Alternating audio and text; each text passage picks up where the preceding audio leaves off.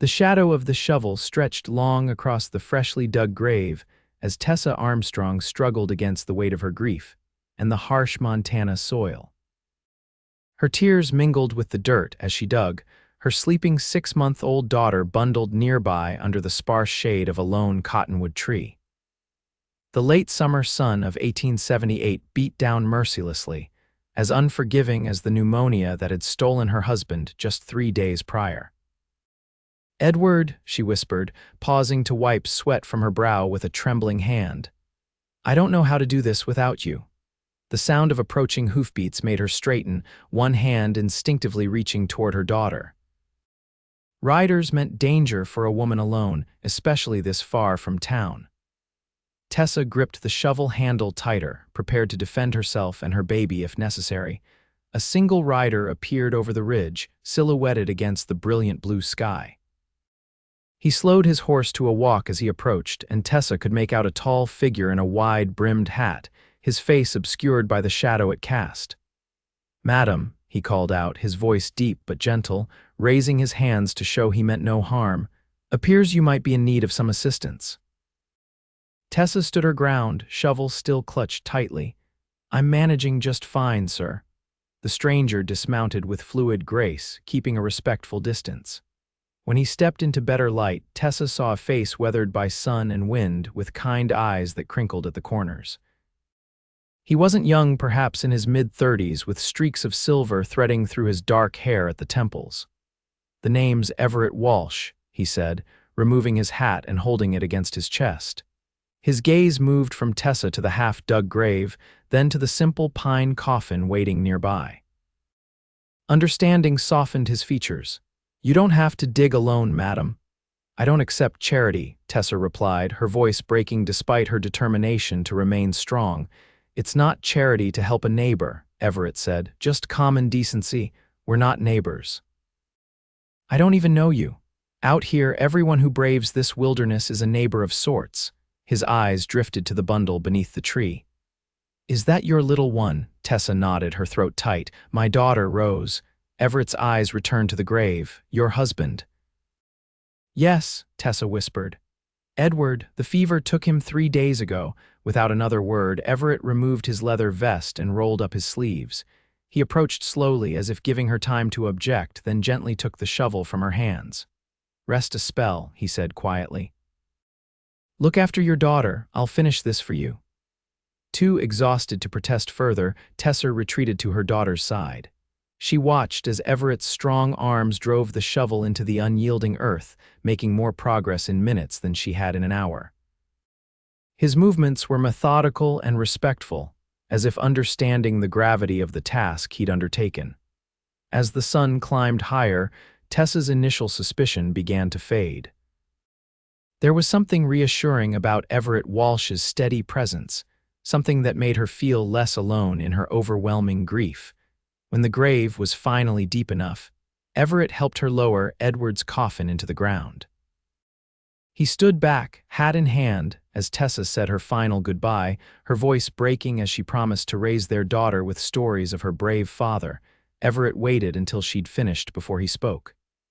"Would you like me to say a few words? I'm no preacher, but I know the good book well enough." Tessa nodded, grateful.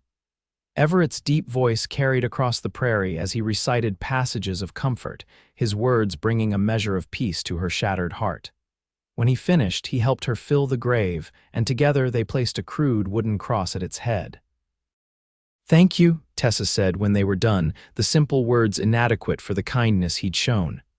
"Where are you headed now, Mrs. Armstrong?" Everett asked, his brow furrowed with concern.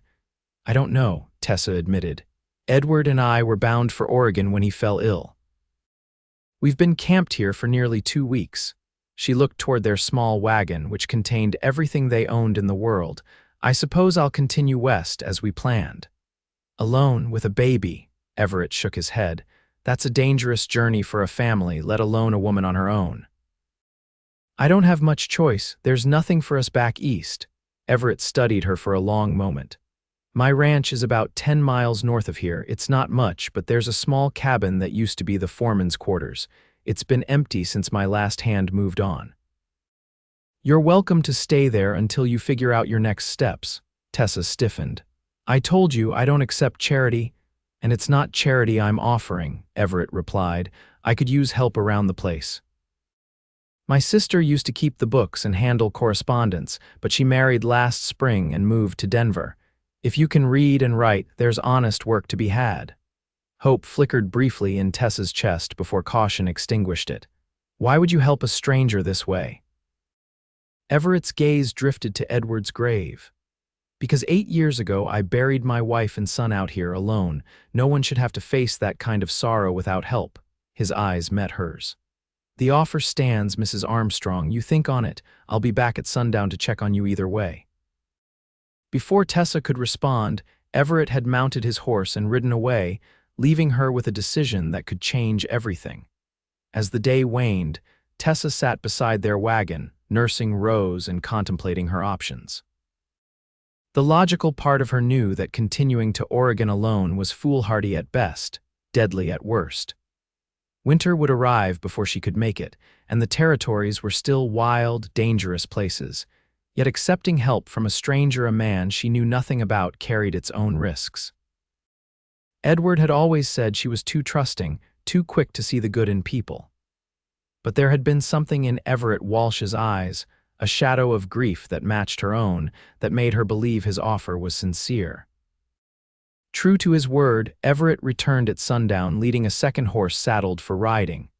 Have you decided? He asked simply. Tessa stood, Rose bundled in her arms. If I accept your offer, I want to be clear that it's temporary, just until I can save enough to continue our journey. Everett nodded. Of course, and you'll be paid fair wages for fair work. Then yes, Tessa said, the words feeling both like surrender and salvation. We'll come. Good. Everett's relief was evident. We should go now, before dark. Can you ride? Yes, but what about our wagon, our things? We'll secure it here and come back for it tomorrow. Just take what you need for tonight. Within the hour, they were riding north, Rose securely strapped to Tessa's chest. As the sky darkened to indigo, Tessa looked back once at the small mound of earth where Edward lay. She whispered a silent promise to return, to keep his memory alive for their daughter. It's just ahead, Everett said as they crested a hill. In the fading light, Tessa could make out a modest ranch house nestled in a protected valley with several outbuildings and corrals. A small creek wound through the property, bordered by cottonwoods and willows.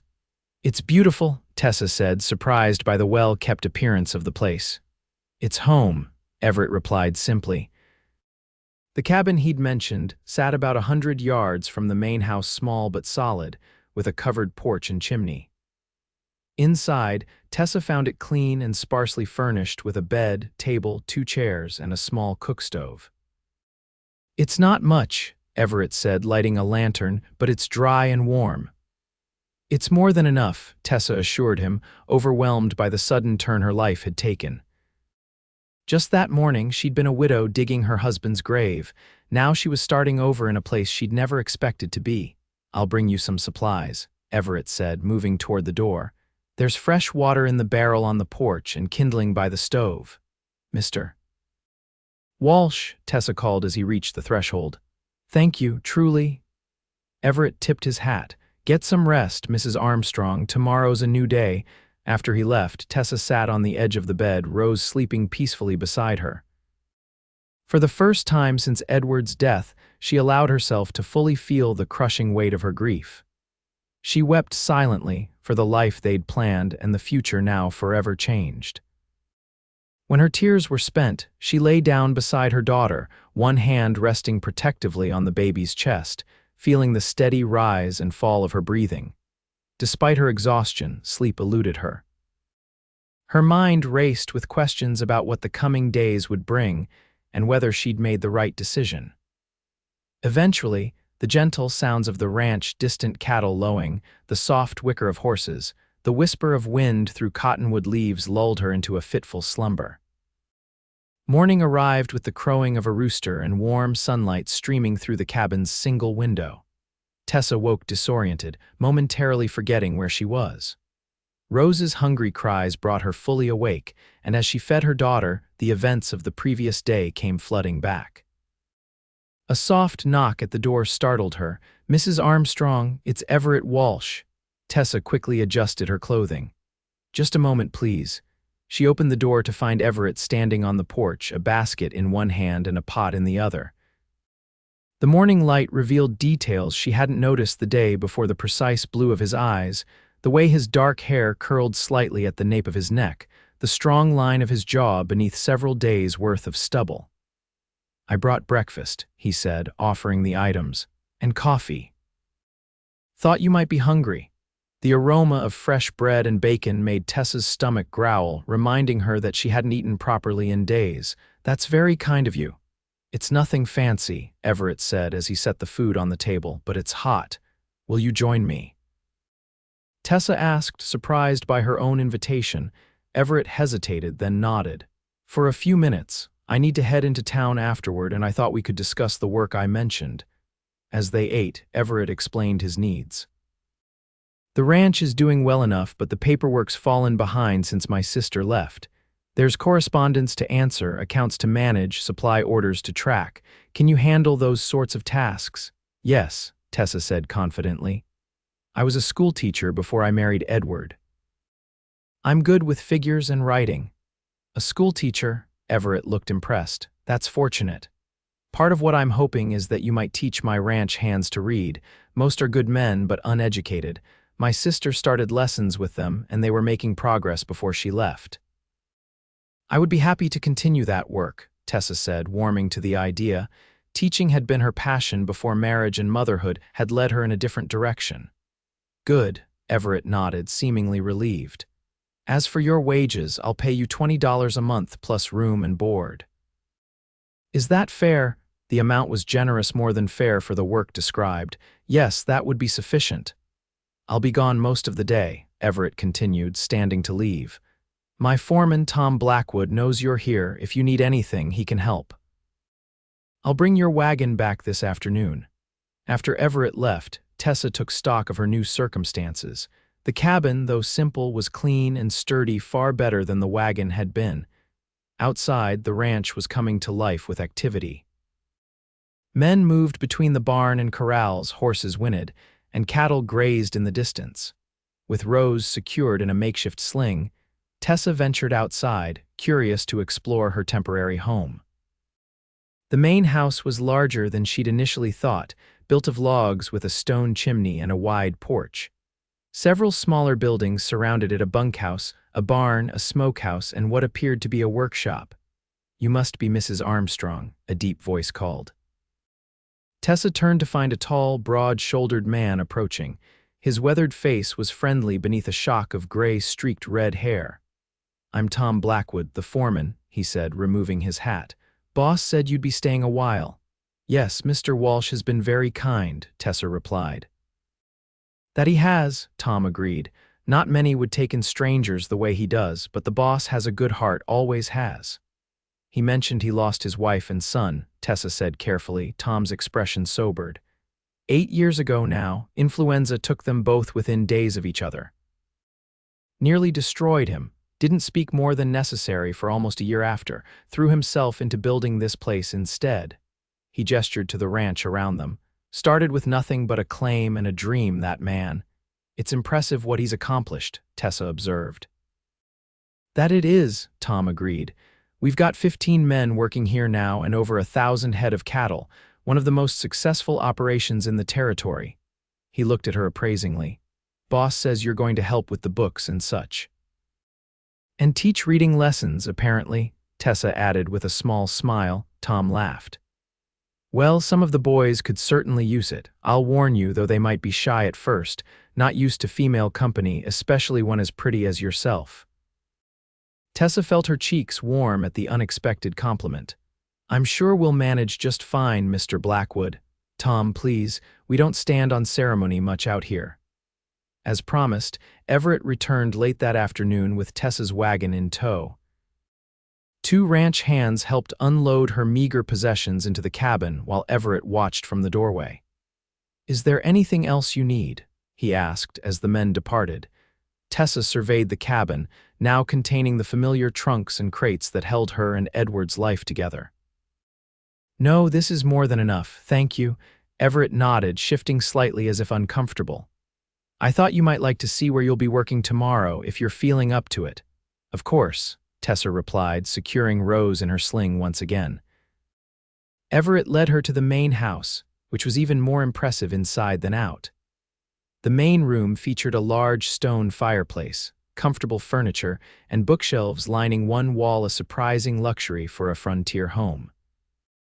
You have quite a library, Tessa remarked, running her fingers along the spines of leather-bound volumes. My wife's influence, Everett said quietly. Margaret loved books, brought as many as she could carry when we came west. He cleared his throat. Your desk will be in here. He showed her into a small room off the main living area, outfitted with a desk, chair, and more shelves filled with ledgers and correspondence. This is where Margaret handled the business matters, Everett explained. I've tried to keep things organized, but I'm afraid it's become a bit of a mess. Tessa surveyed the stacks of papers and disordered ledgers. I'll have it sorted in no time, she assured him. I don't doubt it, Everett said with the first genuine smile she'd seen from him. It transformed his solemn face, crinkling the corners of his eyes and revealing a dimple in his right cheek. You strike me as a capable woman, Mrs. Armstrong. Please call me Tessa, she said impulsively. If we're to work together, there's no need for formality. Everett's smile deepened. Tessa then, and I'm Everett to everyone here. That evening, after settling Rose for the night, Tessa sat on the cabin's small porch, watching as darkness fell over the ranch. Lanterns glowed in the bunkhouse windows, and occasional bursts of laughter carried on the night air. The main house was illuminated as well, and she could see Everett's silhouette moving past windows. For the first time since Edward's death, Tessa felt a glimmer of hope. The crushing grief was still there, a constant ache in her chest, but alongside it was a tentative sense that perhaps she and Rose might find their way forward after all. The next morning marked the beginning of Tessa's new role at the Walsh Ranch. After feeding Rose and preparing for the day, she made her way to the main house, where she found Everett at the kitchen table, drinking coffee and reviewing papers. Good morning, he said, standing as she entered. There's coffee in the pot if you'd like some. Thank you, Tessa replied, settling Rose's basket on a chair before pouring herself a cup. I hope you don't mind if Rose stays with me while I work. Not at all, Everett assured her. This was a family home once. It's good to hear a child's sounds in it again. The wistfulness in his voice made Tessa's heart ache for him. Tom mentioned you had a son. James, Everett said softly. He was 4 when we lost him. He cleared his throat. How old is your daughter? 6 months, Tessa answered, glancing at Rose, who was contentedly playing with a small wooden toy. She was born in Kansas just before we started west. Everett nodded, his eyes lingering on the baby before returning to Tessa. I should show you what needs attention first. For the next several hours, Everett guided Tessa through the ranch's business operations. The scope was larger than she'd anticipated: supply orders, cattle sales, payroll records, correspondence with buyers in Chicago and St. Louis. Despite the disorganization, she could see that the ranch was indeed prosperous. You've built something remarkable here, Tessa commented as they finished reviewing the ledgers. We've been fortunate, Everett replied modestly.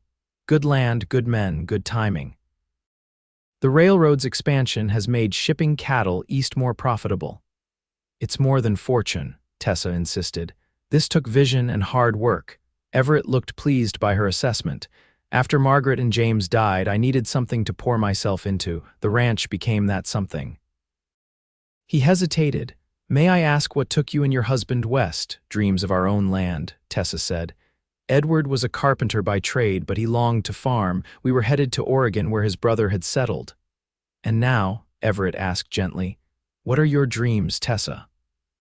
The question caught her off guard. Since Edward's death, she'd been focused on survival, not dreams. To give Rose a stable home, she finally answered. Beyond that, I haven't allowed myself to think. Everett nodded in understanding. Sometimes one day at a time is all we can manage. I know that well enough. Their conversation was interrupted by a knock at the door. Tom Blackwood entered, hat in hand. Riders coming, boss, he reported. Looks like Harlan Weber and some of his men. Everett's expression hardened.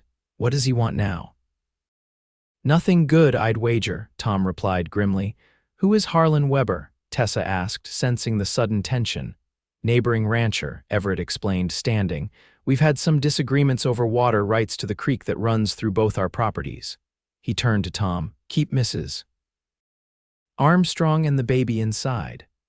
Before Tessa could protest being sheltered like a child, Everett was striding out the door, Tom following close behind. Curious despite herself, Tessa moved to the window, Rose in her arms, to observe the confrontation. 5 riders approached the house, led by a heavy-set man with a florid face partially hidden by a bushy beard. They halted their horses in the yard, and the leader dismounted to face Everett, who stood with arms crossed, several of his ranch hands flanking him. The conversation was too distant for Tessa to hear clearly, but the body language spoke volumes. The bearded man, Weber, presumably gestured aggressively, jabbing a finger at Everett's chest. Everett remained stone-faced, shaking his head at whatever demands were being made. The tension escalated when Weber's hand drifted toward his holstered pistol. Everett's men immediately reached for their own weapons, creating a standoff that made Tessa's heart race with fear. But Everett himself remained calm, saying something that caused Weber to hesitate, then reluctantly back down. After several more minutes of heated discussion, Weber and his men remounted and rode away, but not before the bearded rancher shouted what was clearly a parting threat. When Everett returned to the house, his face was grim. Is everything all right? Tessa asked. For now, Everett replied, pouring himself a glass of whiskey from a cabinet, his first of the day, Tessa noted. Weber's making noise about damming the creek above our property line. Says we're taking more than our share. Can he do that? Legally, probably not. But out here, the law is often what a man makes it. Everett downed the whiskey in one swallow. Don't worry about Weber. He blusters more than he acts. Is he dangerous? Tessa couldn't help asking, thinking of Rose. Everett's expression softened as he noticed her concern. Not to you or the baby. His quarrel is with me, and it's about business, not personal. Despite his reassurance, Tessa saw something in Everett's eyes that suggested the situation might be more complicated than he was letting on. But she didn't press the issue, sensing he preferred to protect her from the harsher realities of ranch life. The remainder of the day passed uneventfully as Tessa began organizing the office, creating systems for the various paperwork that had accumulated. Everett left her to her work, though he checked in periodically, seeming pleased with her progress. Late afternoon brought another surprise when Tom arrived at the office door with 3 ranch hands in tow, all looking uncomfortable and shifting from foot to foot like schoolboys. Mrs. Armstrong, Tom said, these fellas heard you might be willing to teach some reading lessons. They're too shy to ask themselves, so I'm doing the asking for them. Tessa smiled warmly at the men, who ranged in age from perhaps 20 to 40. I'd be delighted to teach anyone who wants to learn. We could start tomorrow evening if that suits. The men exchanged glances, then the youngest, a lanky cowboy with a shock of blonde hair, spoke up. That'd be mighty fine, madam, thank you kindly. You can use the bunkhouse dining table, Tom suggested. After supper, say around 7, perfect, Tessa agreed. As the men filed out, Everett appeared in the doorway, having overheard the exchange. Looks like you're making friends already, he observed with a hint of amusement. I'm glad they're interested in learning, Tessa replied. It's not easy to admit when you lack education. No, it isn't, Everett agreed. Most of these men have been working since they were boys, never had the chance for schooling. He paused. You're going to make a real difference here, Tessa. His words warmed her more than they should have. I'm just doing what you're paying me to do. It's more than that, and we both know it. Everett's gaze was intense. You bring something to this place that's been missing for a long time. Before Tessa could respond to this unexpected declaration, Rose began to fuss, breaking the moment. Everett stepped back, his expression returning to its usual reserve. You should take her home, he said. It's getting late. That night, as Tessa rocked Rose to sleep, she found herself reflecting on Everett Walsh. There was a depth to him that intrigued, her grief and strength intertwined, kindness hidden beneath a stoic exterior. It was too soon after Edward's death to be noticing such things about another man, she chided herself. Yet she couldn't deny that Everett had awakened something in her that she'd thought died with her husband: curiosity, interest, the faintest stirring of attraction. The thought brought both guilt and confusion. Edward had been gone less than a week. To even consider another man seemed a betrayal of his memory. Yet in the honest darkness of night, Tessa admitted to herself that life on the frontier didn't allow for extended mourning. Survival demanded pragmatism. Still, whatever spark she might feel toward Everett Walsh would remain firmly banked. She was here to work, to save money, to build a future for Rose. Romance had no place in those plans. The following weeks fell into a comfortable rhythm. By day, Tessa managed the ranch's business affairs, gradually bringing order to the chaos Everett had described.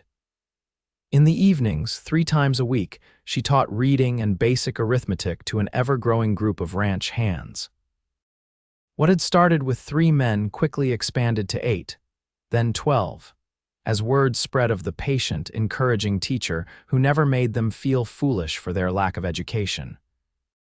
Everett occasionally observed these lessons, leaning against the bunkhouse doorframe with an expression that mingled approval and something deeper, something that made Tessa's pulse quicken when she caught his gaze. But he never joined the lessons, and Tessa wondered if perhaps he shared the same educational gaps as his men. Rose thrived in the ranch environment, growing stronger and more alert each day. To Tessa's surprise, the rough cowboys proved to be gentle, doting presences in the baby's life, fashioning toys from wood scraps and competing for her smiles. Even Tom Blackwood, with his weather-beaten face and calloused hands, revealed a softer side when Rose was present. Everett, however, maintained a certain distance from the child. He was unfailingly kind, ensuring Tessa had everything she needed for Rose's care, but he rarely held the baby or engaged with her directly. Tessa sensed that Rose was a painful reminder of his lost son, a wound that had never fully healed. September gave way to October, and the first hints of autumn crispness touched the air. The ranch bustled with preparations for winter: hay being stored, buildings repaired, supplies stockpiled. Tessa found herself increasingly integrated into the daily life of the place, consulted on decisions, included in conversations. Without quite realizing it, she had begun to think of the Walsh ranch as home. One crisp afternoon, as Tessa worked in the office, the sound of raised voices drew her attention to the window. Outside, Everett stood face to face with Harlan Weber once again, but this time the confrontation appeared even more heated. Weber's men had spread out, surrounding Everett and Tom, who stood back to back. Alarmed, Tessa hurried outside, leaving Rose sleeping in her basket. As she approached, she could hear Weber's angry accusations. "You've been rustling my cattle, Walsh," the bearded rancher was saying. "3 of my men saw your hands driving 20 head with my brand on them." "Your men are mistaken or lying," Everett replied evenly. "We don't steal cattle, Weber, never have, never will." "Calling my men liars," Weber's hand hovered near his gun. "I'm saying there's been a misunderstanding," Everett maintained. "If cattle with your brand have gone missing, it wasn't my doing." "The tracks led straight to your north pasture," Weber insisted. "Then let's ride up there together," Everett suggested. "See for ourselves what's what." Weber hesitated, clearly not having expected this reasonable response. "Fine, but if I find my cattle, you won't," Everett interrupted. "But if by some chance you do, I'll pay you double their worth and help you find who really took them." The confidence in Everett's voice seemed to give Weber pause. After a tense moment, he nodded curtly. "Let's ride." As the men prepared to mount up, Everett noticed Tessa standing nearby. "Go back inside," he said quietly. "This isn't your concern, is it dangerous?" She asked, unable to keep the worry from her voice. "Not if Weber has any sense," Everett replied. "We'll be back before sundown." True to his word, Everett returned as the sun was setting, looking tired but relieved. He found Tessa on the porch of her cabin, anxiously awaiting news. Weber's cattle weren't on my land, he reported, sitting beside her on the porch steps. We followed the tracks and found where they'd been driven straight through my property and out the other side toward the hills. Someone deliberately made it look like we were responsible. Who would do such a thing? Tessa asked. Everett sighed, removing his hat to run a hand through his hair. Could be anyone with a grudge against either of us. There's no shortage of those in these parts. You've made enemies. A successful ranch always has competitors, Everett said diplomatically, and not everyone approves of how I run things. What do you mean? Everett hesitated. I hire men others won't, former slaves, Mexicans, even a few Indians who have left the reservations. I pay fair wages regardless of color. Some folks take issue with that. Tessa considered this new information, finding her respect for Everett deepening. That's admirable, she said sincerely. It's practical, Everett countered. A man's worth is in his character and his work, not his background. My father taught me that, and I've found it to be true. They sat in companionable silence as darkness fell, the first stars appearing overhead. Tessa was acutely aware of Everett's presence beside her, the clean scent of soap and leather, the steady rhythm of his breathing, the warmth radiating from his body in the cool evening air. Weber actually apologized, Everett said suddenly. First time in 5 years of feuding. Maybe there's hope for peace between us yet. That would be good for everyone, Tessa observed. Yes, it would. Everett turned to look at her, his expression thoughtful. You know, when I found you digging that grave, I never imagined you'd become so essential to this place in such a short time. Tessa felt heat rise to her cheeks at the unexpected compliment. I'm just doing my job. It's more than that, Everett insisted. The men respect you, the ranch runs smoother with your organization, even Tom smiles more these days. He paused, seeming to choose his next words carefully.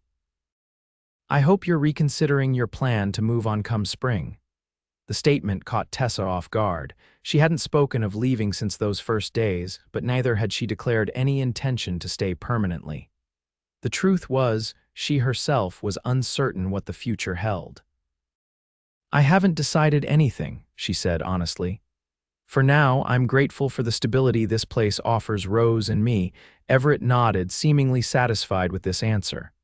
Just know that there's a place for you here, Tessa, for as long as you want it. The simple declaration hung in the air between them, weighted with unspoken possibilities. Tessa felt something shift in that moment, a recognition that what had begun as a temporary arrangement had evolved into something neither of them had anticipated. Before she could respond, Rose's cries sounded from inside the cabin. Everett stood immediately, offering Tessa his hand to help her up. The brief contact sent an unexpected jolt through her, and from Everett's sudden intake of breath, she suspected he felt it too. Good night, Tessa, he said softly, releasing her hand. Good night, Everett, she replied, watching as he walked away into the darkness, his tall figure gradually disappearing into the shadows. Inside, as she tended to Rose, Tessa confronted the truth she'd been avoiding for weeks. She was developing feelings for Everett Walsh, feelings that went beyond gratitude or friendship. And based on the way he looked at her, the way his voice softened when he spoke to her, the way he found reasons to be near her, she suspected those feelings might be reciprocated. The realization was both thrilling and terrifying. Edward had been dead barely 2 months. Was it disloyal to be drawn to another man so soon? Yet the harsh realities of frontier life made traditional mourning periods impractical. Women remarried quickly out of necessity, and men sought new wives to help manage households and ranches. It was practical, not romantic, but what Tessa felt for Everett wasn't merely practical.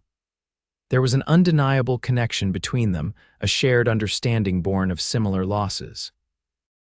He had rebuilt his life after devastating grief. Now he was helping her do the same. Still, caution was warranted. Her primary responsibility was to Rose, and making hasty decisions based on emotional vulnerability could jeopardize their security. For now, she would keep her feelings contained, focusing instead on the work that had brought her to the Walsh Ranch in the first place. The following Sunday, Tessa decided it was time to visit Edward's grave. Everett insisted on accompanying her, despite her protests that she could manage alone. "The trail can be dangerous for a solitary rider," he said firmly. "Besides, I'd like to pay my respects." They rode in companionable silence, Rose secured in a special carrier Everett had fashioned to attach to Tessa's saddle. The autumn morning was glorious, the landscape painted in golds and reds beneath a brilliant blue sky. When they reached the grave site, Tessa was touched to see that someone had maintained the area weeds had been cleared, and fresh stones outlined the perimeter. At her questioning look, Everett shrugged. "I've ridden by a few times," he admitted. "Seemed the right thing to do." Tessa knelt beside the grave, arranging the wildflowers she'd brought while Everett stood a respectful distance away, hat in hand. She spoke softly to Edward, telling him about their new life, assuring him that Rose was thriving, promising that she would never let their daughter forget him. When she finished, she remained kneeling, eyes closed, feeling the warm sun on her face and the gentle breeze that seemed to whisper of change and possibility. Finally, she rose and rejoined Everett, who had been patiently waiting with Rose in his arms the first time Tessa had seen him hold the baby. "She has your eyes," Everett observed, studying Rose's face, "but I imagine her father's smile." "Yes," Tessa confirmed, surprised by the observation. "Edward had a wonderful smile, quick and bright. I hope she inherits that from him." "What else would you want her to know about him?" Everett asked as they mounted their horses for the return journey. The question opened a floodgate.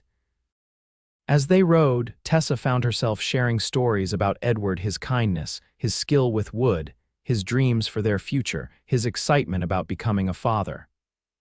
Everett listened attentively, asking questions that encouraged her to elaborate, never rushing or dismissing her memories. "He sounds like a good man," Everett said when she finally fell silent. "You were fortunate to have found each other." "Yes," Tessa agreed, surprised to find that talking about Edward brought more comfort than pain. "We had 5 good years together. Some people never get that much." "True enough," Everett acknowledged. "My Margaret and I had 10 years, not enough, but I'm grateful for every day." "Will you tell me about her?" Tessa asked hesitantly. "And James?" Everett was quiet for so long that Tessa feared she'd overstepped.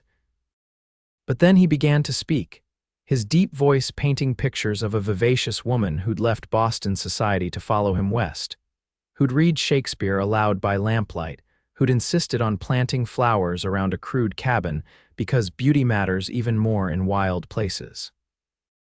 He described a bright-eyed boy who'd been riding before he could walk, who'd collected interesting rocks and feathers, who'd asked endless questions about everything he saw. Margaret was the brave one, Everett concluded. Everyone thought I was for coming west, but it was her courage that made it possible. And James, he was the best of both of us, curious like his mother, stubborn like me. He smiled faintly at the memory. When the fever took them, I wanted to die too. For a while, I think I did in all the ways that matter. "What brought you back?" Tessa asked softly. Everett considered the question. "Time, work, the realization that they wouldn't want me to waste the life they no longer had." He glanced at her. "And eventually, the understanding that grief changes you, but it doesn't have to define you forever." His words resonated deeply with Tessa, offering a perspective on her own loss that felt both challenging and hopeful. "I'm still figuring that out," she admitted. "You will," Everett assured her. "You're stronger than you know," Tessa Armstrong. As they approached the ranch, Everett suddenly reined his horse to a halt. Tessa followed his gaze and saw smoke rising from the direction of the main house, too much smoke for ordinary cooking fires. "Something's wrong," Everett said grimly, spurring his horse forward. "Stay behind me." Tessa's heart raced as they galloped toward the ranch, Rose crying in protest at the sudden speed. As they crested the final hill, the devastating scene came into view. The main house was engulfed in flames, with ranch hands forming a bucket brigade from the well, desperately trying to control the blaze. Everett leapt from his horse before it had fully stopped, running toward Tom Blackwood, who was directing the firefighting efforts. "What happened?" Everett demanded, his face ashen. "Fire started in the kitchen, boss," Tom reported. "Spread fast." We got most of the important papers out, but the house is gone. Tessa dismounted more carefully, clutching Rose to her chest as she approached. The heat from the fire was intense even at a distance, and she watched in horror as the roof of the main house collapsed in a shower of sparks and flaming debris. "Was anyone hurt?" she asked anxiously.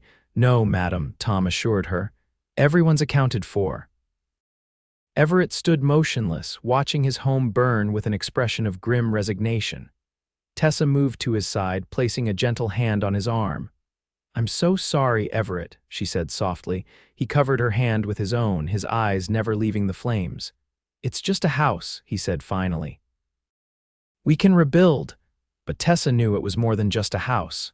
It was where he'd lived with Margaret and James, where memories of his family resided. Now those tangible connections to his past were disappearing before his eyes. By nightfall, the fire had burned itself out, leaving only smoldering ruins where the main house had stood. The ranch hands had managed to save most of the outbuildings, and no livestock had been lost. But the heart of the Walsh ranch, the home Everett had built with his own hands, was gone. Temporary sleeping arrangements were made in the bunkhouse for the men who'd been staying in the main house. Everett insisted on sleeping in the barn, refusing offers of more comfortable accommodations. "You should take my cabin," Tessa suggested as they stood surveying the damage in the fading light. "Rose and I can stay with one of the married hands' families." "Absolutely not," Everett said firmly. "I won't displace you." "Then share the cabin," Tom Blackwood interjected, approaching with coffee for them both. "Begging your pardon for speaking plainly, but there's room enough and it makes the most sense until we can start rebuilding." Everett looked scandalized by the suggestion. "That would be improper, Mrs. Armstrong is a widow, not what?" Tessa interrupted, surprising herself with her boldness. "Not the kind of woman who would understand practical necessity. We're in the wilderness, Everett. Conventional proprieties seem rather meaningless in the face of basic needs." Everett stared at her, clearly torn between propriety and practicality. Tom discreetly withdrew, leaving them to resolve the matter privately. "People would talk," Everett said finally. "People always talk," Tessa countered. "The cabin has 2 rooms. You can take the small one off the kitchen. Rose and I will keep the main bedroom. There's nothing improper about that arrangement." Everett ran a hand over his face, exhaustion evident in every line of his body. "Just until we can start rebuilding," he conceded reluctantly. The new living arrangement proved less awkward than Tessa had feared. Everett was scrupulously respectful of her privacy, often leaving the cabin before dawn and returning only after she and Rose had retired for the night.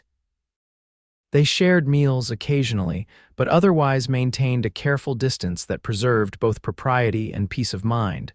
The fire's cause remained a mystery, though Everett suspected it wasn't accidental. "Too convenient," he told Tessa one evening as they sat on the porch after Rose was asleep. "First the cattle rustling accusation, now this." "You think someone deliberately set the fire?" Tessa asked, horrified by the idea. "I can't prove it," Everett replied, "but yes, I do. Someone wants me off this land. But why? You've worked so hard to build this ranch." "That's precisely why," Everett explained.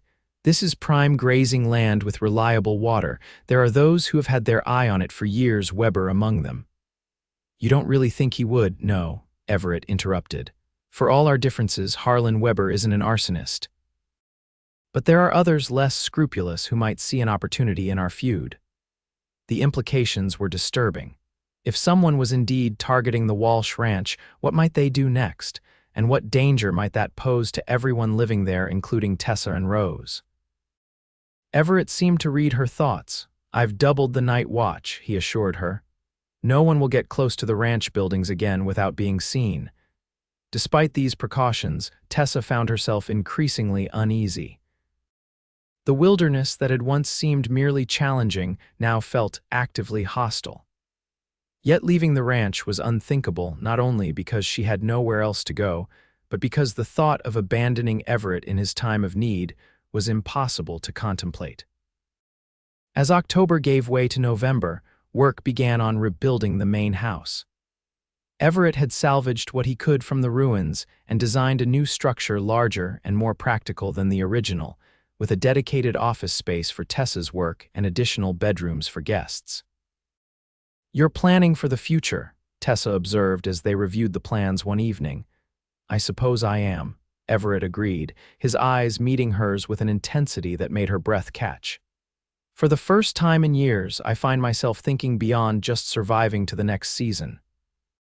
The implications of his statement hung in the air between them, neither quite ready to acknowledge what they both increasingly felt. Instead, they focused on practical matters: lumber orders, construction schedules, rearrangement of ranch operations to accommodate the building project. The first snow fell in late November, earlier than usual and heavier than expected. The ranch was prepared for winter, but the sudden storm still presented challenges. Cattle had to be moved to sheltered areas, additional feed distributed, water sources kept from freezing. Everett worked alongside his men from dawn to dusk, often returning to the cabin exhausted and chilled to the bone. Tessa found herself falling into the role of caretaker, ensuring hot meals were waiting, mending torn clothing, treating the inevitable cuts and bruises that came with hard physical labor in harsh conditions. One particularly bitter evening, Everett returned later than usual, his face haggard with fatigue. He'd been out since before dawn, helping to free cattle trapped in a ravine by drifting snow. "You need to get warm," Tessa insisted, taking his frozen hands in hers. "I've heated water for a bath." Too tired to protest, Everett allowed her to lead him to the kitchen, where a large metal tub stood filled with steaming water. Tessa discreetly withdrew to her bedroom with Rose, giving him privacy. When she heard him settle into the water with a sigh of relief, she called through the closed door. "There's stew keeping warm on the stove. I'll come out when you're decent." "Thank you," Everett called back, his voice reflecting genuine gratitude for all of this. When she emerged later, she found him dressed in clean clothes, his hair still damp, sitting at the table with a bowl of stew.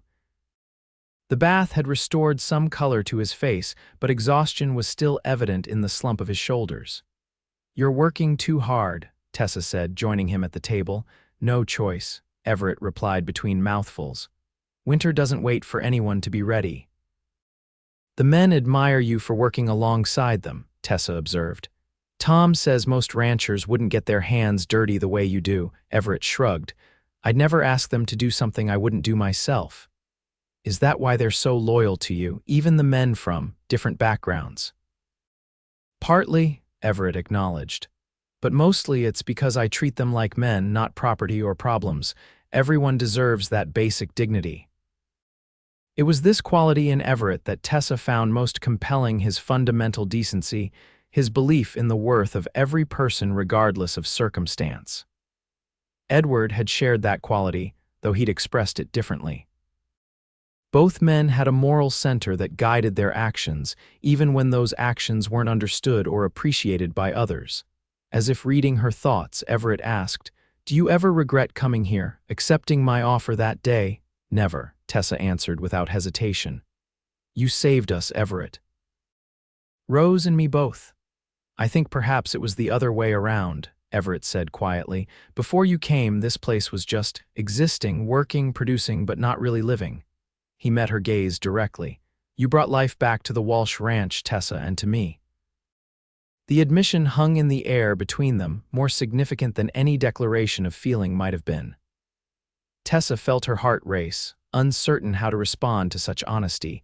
Before she could formulate a reply, Rose began to cry from the bedroom. The moment broken, Tessa rose to attend to her daughter, aware of Everett's eyes following her movement. That night, lying awake long after Rose had settled, Tessa confronted the truth she'd been avoiding. She was falling in love with Everett Walsh. Perhaps she already had. The realization was both exhilarating and terrifying. Edward had been gone only 3 months. Was it possible to love two men, one in memory and one in life? The answer came to her with surprising clarity. Love wasn't a finite resource to be parceled out carefully. Her love for Edward would always be part of her, just as Everett's love for Margaret and James remained part of him. But that didn't mean there wasn't room for new love, different but equally genuine. The question was whether Everett felt the same, and if so, whether either of them was ready to acknowledge it. December brought more snow and the anticipation of Christmas. Despite the harsh conditions and ongoing challenges, a festive spirit pervaded the ranch. The bunkhouse was decorated with pine boughs and handmade ornaments. Plans were made for a special Christmas dinner where all would eat together, regardless of position or background. Tessa found herself caught up in the preparations, teaching the ranch hands Christmas carols during their reading lessons, helping to prepare special foods, creating small gifts from available materials. Rose, now 9 months old and crawling enthusiastically, became the center of attention, with everyone contributing to make her first Christmas memorable. Everett watched these activities with a mixture of pleasure and something like wonder, as if rediscovering joy he'd thought lost forever. He worked diligently on a secret project in the workshop, refusing to let Tessa see what he was creating. "It's a surprise," was all he would say when she asked. 2 days before Christmas, a visitor arrived at the ranch, a circuit riding preacher who traveled between isolated communities, bringing spiritual comfort and news from the wider world. Reverend James Peterson was a robust man in his 50s with a booming voice and twinkling eyes that belied his fire and brimstone sermons. "Everett Walsh," he exclaimed upon arrival. "Still breathing, I see. The Lord preserves the stubborn, they say." "And the Lord tests the patient by sending you to visit, James," Everett retorted good-naturedly, embracing the older man. "You're just in time for Christmas." "As I intended," the preacher replied, dismounting with a groan. "These old bones aren't meant for winter riding anymore." Everett introduced Tessa and Rose, briefly explaining their presence on the ranch. The Reverend's shrewd eyes took in the living arrangement and the way Everett's hand lingered protectively near Tessa's back, but he made no comment beyond welcoming them warmly. That evening, gathered in the bunkhouse for a meal, Reverend Peterson regaled them with news and stories from his travels. He spoke of railroad expansion, territorial politics, and rumors of gold discoveries further west. But the news that caught everyone's attention was his report of increased tensions with certain Native American groups north of the territory.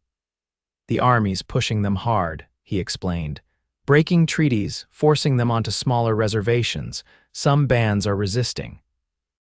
"Can't blame them," one of the ranch hands, a former slave named Isaiah, commented. "Man's got a right to defend his home." "True enough," the Reverend agreed, "but it's the innocent who suffer most in such conflicts, settlers caught in between, women and children on both sides." He sighed heavily. "I fear we'll see more violence before there's peace." The sobering topic cast a pall over the gathering. Tessa noticed Everett's troubled expression and wondered what he was thinking.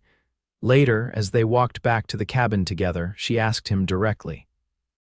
"You're worried about the Reverend's news, aren't you?" Everett nodded. "We've had peaceful relations with the local tribes, but if fighting spreads..." He left the thought unfinished. "Do you think the ranch would be in danger?" "I don't know," Everett admitted. "We're isolated here." That could be protection or vulnerability, depending on how things develop. The implicit concern for her and Rose's safety touched Tessa deeply.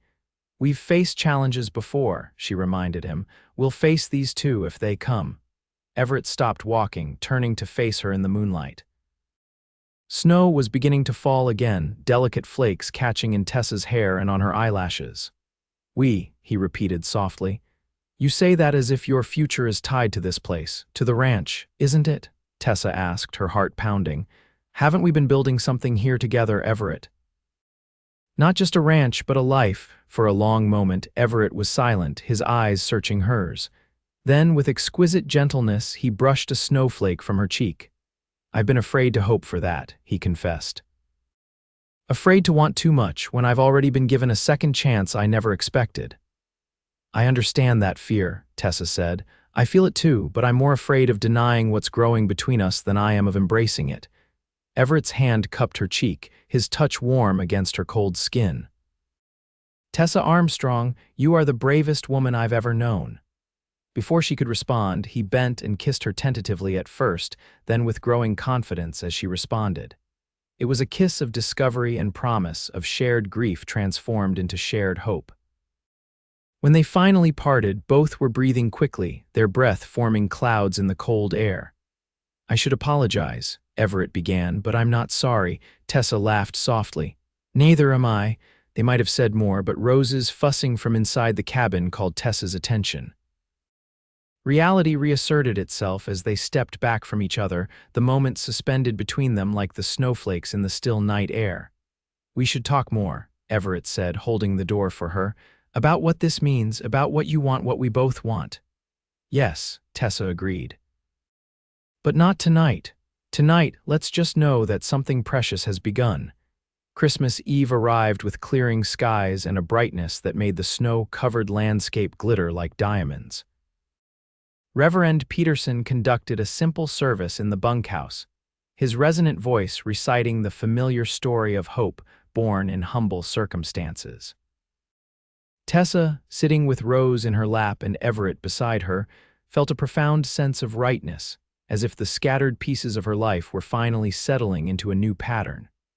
After the service, gifts were exchanged, mostly practical items made special by the thought behind them. Tessa received a beautiful leather-bound journal from the ranch hands who had pooled their resources to purchase it in town. "For teaching us our letters," Isaiah explained.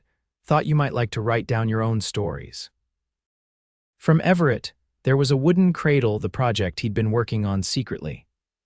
It was exquisitely crafted from polished pine, with roses and vines carved along the sides and rockers that moved with perfect balance. "She's outgrowing her basket," Everett explained as Tessa ran her fingers over the smooth wood, tears threatening. "And I thought, well, it seemed right that she should have something made just for her." "It's beautiful," Tessa whispered, overwhelmed by the love evident in every detail. "Thank you." Her gift to Everett was more modest, a hand-knitted scarf in rich blue wool that complemented his eyes. But she'd also written him a letter which she pressed into his hand privately. "Read it later," she instructed. "When you're alone." Christmas Day dawned clear and cold. The promised feast was prepared communally, with everyone contributing according to their skills. Tessa helped coordinate the efforts, moving between the outdoor cooking fires and the bunkhouse with Rose bundled against her chest. Throughout the day, she caught Everett watching her with an expression that made her cheeks warm despite the cold. They hadn't spoken privately since their kiss, but something fundamental had shifted between them. There was an awareness, a current of possibility that made even mundane interactions seem charged with meaning. Late in the afternoon, as preparations for the feast were nearly complete, a rider appeared on the horizon, then another, and another. Soon, a group of 10 men on horseback was approaching the ranch, led by a figure Tessa recognized with a sinking heart, Harlan Weber. Everett met them in the yard, Reverend Peterson and Tom Blackwood flanking him. Tessa remained on the bunkhouse porch, Rose in her arms, close enough to hear but far enough to retreat quickly if needed. "Weber," Everett greeted coolly. "Unusual to see you riding on Christmas Day. Wouldn't be here if it wasn't important," Weber replied, dismounting heavily. His usual bluster was absent, replaced by what appeared to be genuine concern. "We've had word from the north. Army patrol was ambushed 2 days ago. 20 soldiers killed." A murmur ran through the gathered ranch hands. Everett's expression remained impassive, but Tessa saw his shoulders tense. "What does that have to do with us?" he asked. "The hostiles are moving south," Weber explained. "Colonel at Fort Lincoln has advised all isolated homesteads to consolidate for protection. Thought you should know." It was a surprising gesture from a man who'd been Everett's adversary for years. Even more surprising was Weber's next statement. "My place is larger, more defensible. Several families from up north have already arrived. There's room for your people too if you want to bring them." A stunned silence followed this offer. Everett studied Weber's face, clearly searching for ulterior motives but finding none. "That's generous of you, Harlan," he finally said, "but we can defend our own." "Don't be a fool, Walsh," Weber said gruffly. "This isn't about our disagreements, it's about survival. Women and children especially need protection." His gaze moved deliberately to Tessa and Rose, Everett followed the look, his expression troubled. "Let me discuss it with my people," he said finally. "We'll send word by morning." Weber nodded, apparently satisfied. "Fair enough." "Merry Christmas, Walsh. Hope it's not your last." With that ominous parting, he and his men rode away, leaving a cloud of uncertainty hanging over what had been a joyful day. The Christmas feast proceeded as planned, but with an undercurrent of tension. Reverend Peterson offered special prayers for protection and peace. Conversation inevitably turned to Weber's warning and what response it merited. Opinions were divided. Some felt the threat was exaggerated, possibly even fabricated by Weber to lure them away from the ranch for his own purposes. Others believed the danger was real and immediate, requiring drastic measures. Everett listened to all viewpoints without revealing his own thoughts. Only when everyone had spoken did he address the group. "We won't make any hasty decisions," he declared. "Reverend Peterson will ride to Fort Lincoln tomorrow to verify Weber's information. Until then, we'll increase our vigilance but continue our normal operations." His calm leadership reassured the anxious group. The remainder of the evening passed more peacefully, with music and storytelling restoring some of the holiday spirit that had been disrupted. Later, as Tessa prepared Rose for bed, Everett joined her in the cabin. His face was drawn with the weight of responsibility. "I need to ask you something," he said without preamble. "If the threat is real, if there's genuine danger, would you consider going to Weber's ranch? You and Rose," the question stung. "You want to send us away, I want you safe," Everett corrected. "More than anything." "And you think I want any less for you?" Tessa challenged. "If there's danger, we face it together. I won't be separated from—" She stopped abruptly, realizing what she'd been about to say. "From," Everett prompted gently. "From the man I love," Tessa finished quietly, finally giving voice to the truth that had been growing in her heart for weeks. Everett crossed the room in 2 strides, gathering her into his arms. "Say that again," he whispered against her hair. "I love you, Everett Walsh," Tessa repeated, looking up at him with certainty. "I didn't expect to, I wasn't looking for it, but here it is, as real as anything I've ever felt." "I love you too," Everett said, his voice rough with emotion. "Have almost from the moment I saw you, so fierce and determined, digging that grave alone." He touched her face reverently. "You brought life back to a place that had forgotten what living felt like." Their kiss was different this time, deeper, more certain, filled with the promise of a shared future. When they finally parted, Everett rested his forehead against hers. "Marry me," he said simply. "Not because of danger or practicality, but because we've both been given a second chance at happiness, and I don't want to waste a day of it." Tessa's heart soared at the words she hadn't dared hope to hear. "Yes," she answered without hesitation. "Yes, I'll marry you, Everett." Rose chose that moment to babble happily from her new cradle, as if adding her approval to the arrangement. They both laughed, the sound bright with joy despite the uncertainties that surrounded them. "Reverend Peterson can marry us before he leaves tomorrow," Everett suggested, "if you're certain." "I've never been more certain of anything," Tessa assured him. That night they slept in separate rooms as always, but with new awareness of the future that awaited them, a future they would build together, whatever challenges it might hold. Morning brought clear skies and momentous changes. Reverend Peterson, informed of their wishes, was delighted to perform the wedding ceremony before his departure. The ranch hands, when told the news, responded with enthusiastic support, quickly arranging an impromptu celebration despite the lingering concerns about Weber's warning. The ceremony itself was simple but profoundly moving. In the bunkhouse, decorated with the remaining Christmas greenery, Tessa and Everett exchanged vows before their assembled ranch family. Tessa wore her best dress, a deep blue wool that brought out the color of her eyes, with a white ribbon from her trunk as a symbolic wedding decoration. Everett had shaved carefully and donned a clean white shirt with his best vest. Rose, dressed in a new gown Tessa had made from scraps of fabric, was held by Isaiah, who had unexpectedly volunteered for the honor.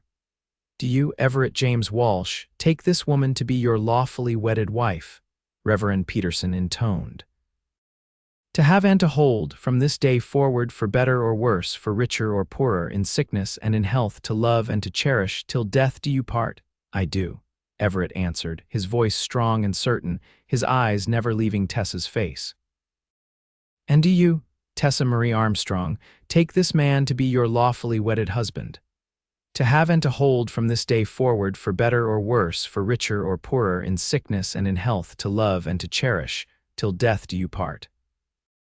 I do, Tessa replied, her heart full to bursting with hope and love. Then, by the authority vested in me, I now pronounce you husband and wife, the Reverend declared.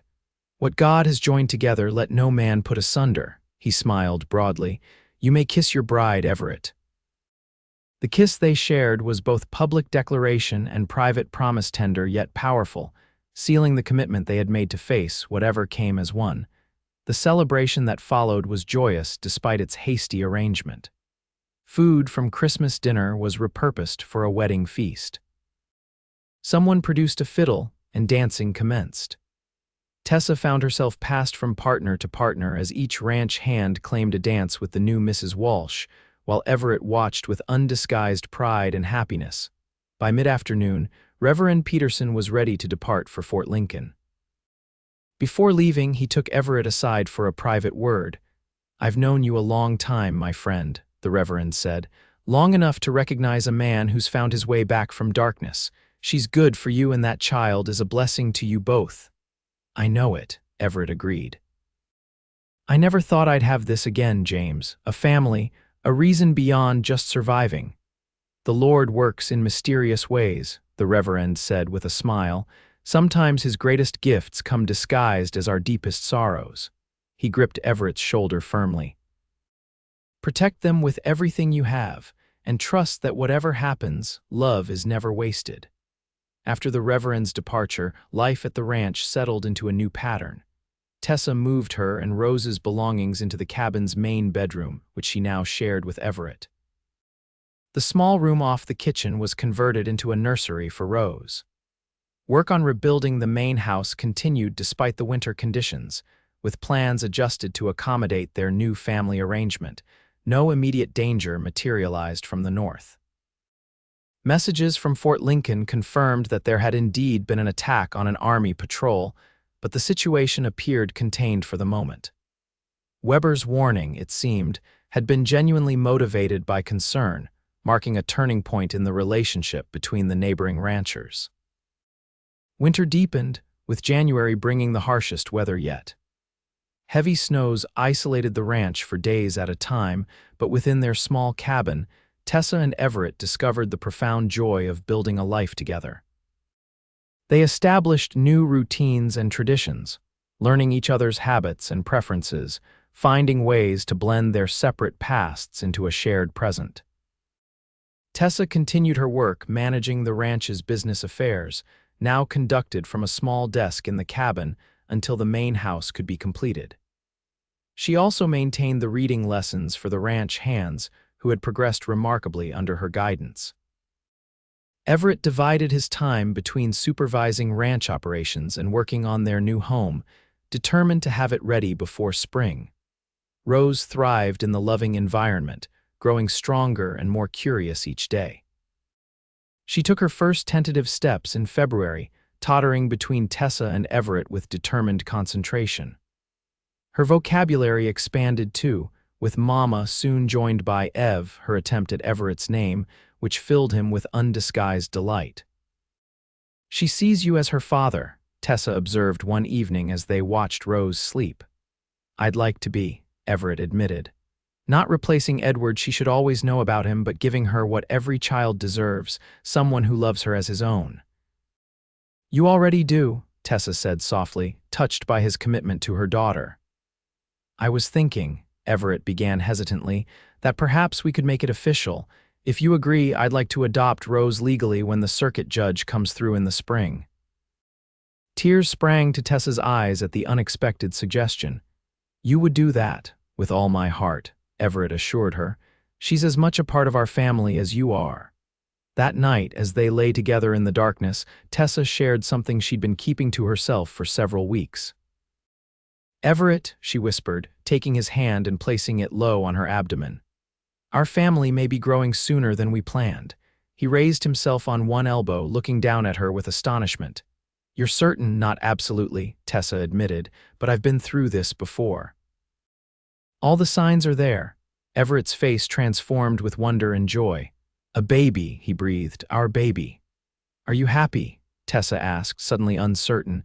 "It's so soon," and with everything else, her words were cut off by Everett's kiss, tender, reverent, overflowing with love. "I'm more than happy," he assured her when they parted. "I'm blessed beyond anything I deserve." March brought the first hints of spring, longer days, warmer temperatures, the gradual melting of snow that had blanketed the ranch for months. With the changing season came increased activity.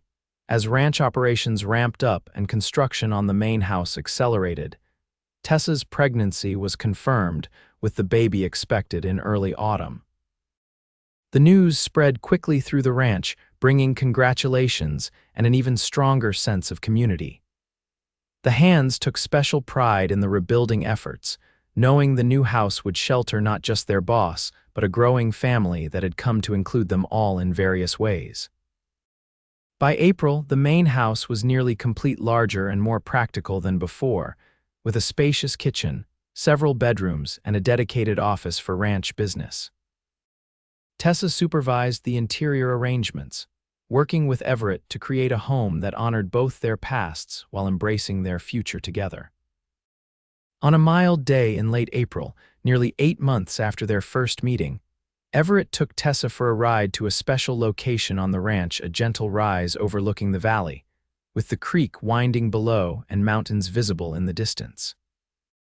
"I want to show you something," he said, helping her dismount carefully. Mindful of her condition, from his saddlebag he produced a small wooden box, intricately carved with the same rose design as Rose's cradle.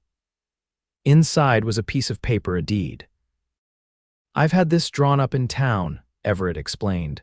"The ranch is now in both our names. If anything ever happens to me, you and the children will be secure."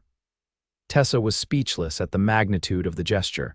"Everett, this is too much." "It's not enough," he countered. "You've given me a new life, Tessa. A family, a future. This is just paper. The real gift has been yours to me."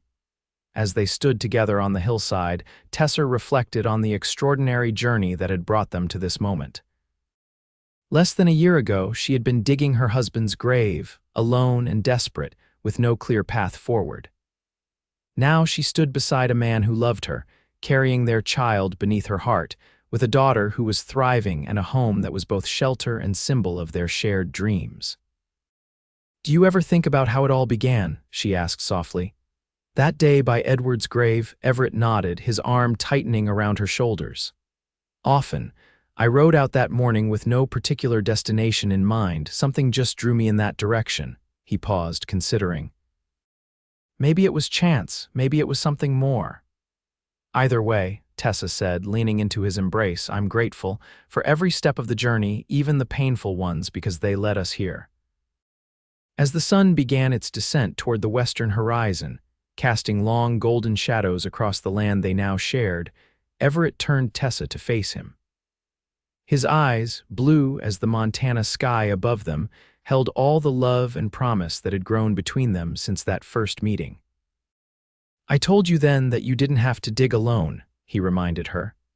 "Now I'm promising that you'll never have to face anything alone again for as long as I live. Nor will you," Tessa vowed, rising on tiptoe to seal the promise with a kiss.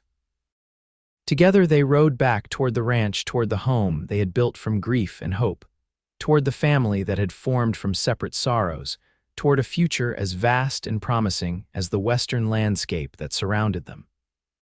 In the years that followed, the Walsh Ranch prospered, expanding its operations and influence throughout the territory. Tessa gave birth to a healthy son in September, named James Edward Walsh in honor of both their pasts. 2 years later, a daughter joined the family, Margaret Rose, completing the circle of renewal that had begun beside a lonely grave. Rose grew into a strong, intelligent young woman who carried traits of both her biological father and the man who had chosen to be her father. She knew her history. The stories of Edward Armstrong were as much a part of family lore as those of Margaret and James Walsh, but she never doubted where she belonged.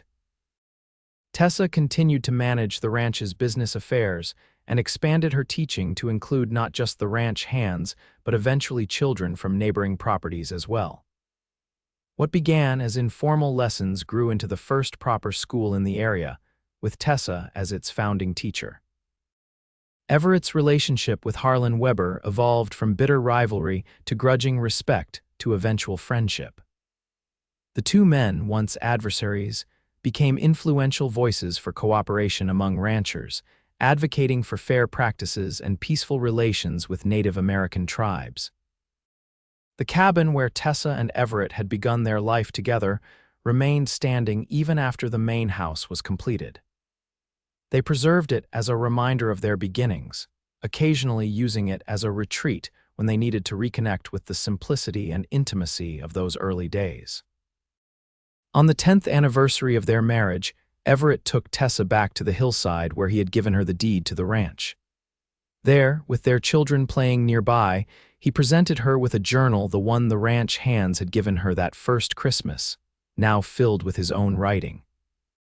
"I've been working on this in secret," he admitted as she opened it with trembling hands. "It's our story from my perspective, for the children eventually, so they'll know how a grave and a chance meeting and a woman's extraordinary courage changed everything." As Tessa read the first page, tears blurred her vision.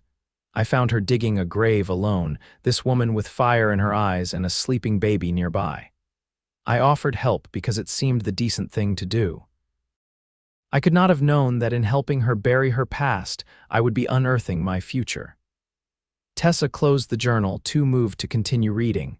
"Our story isn't finished," she said, looking up at the man who had transformed her life as surely as she had transformed his. "No," Everett agreed, drawing her close. "God willing, we have many chapters yet to write." And they did, chapters filled with challenges and triumphs, laughter and tears. The ordinary miracles of a life built on love that had been forged in the crucible of loss and found unexpectedly on the wild frontier. Through it all, they remained each other's strength and solace, bound by a promise made beside a freshly dug grave: you don't have to dig alone. In that promise was the foundation of everything they became to each other: partners, lovers, friends, family. Two souls who had found in each other not just comfort for past wounds, but courage for future joys. Their story became legend in the territory: the widow with a baby and the rancher with a haunted past, who together built one of the most successful and respected operations in Montana.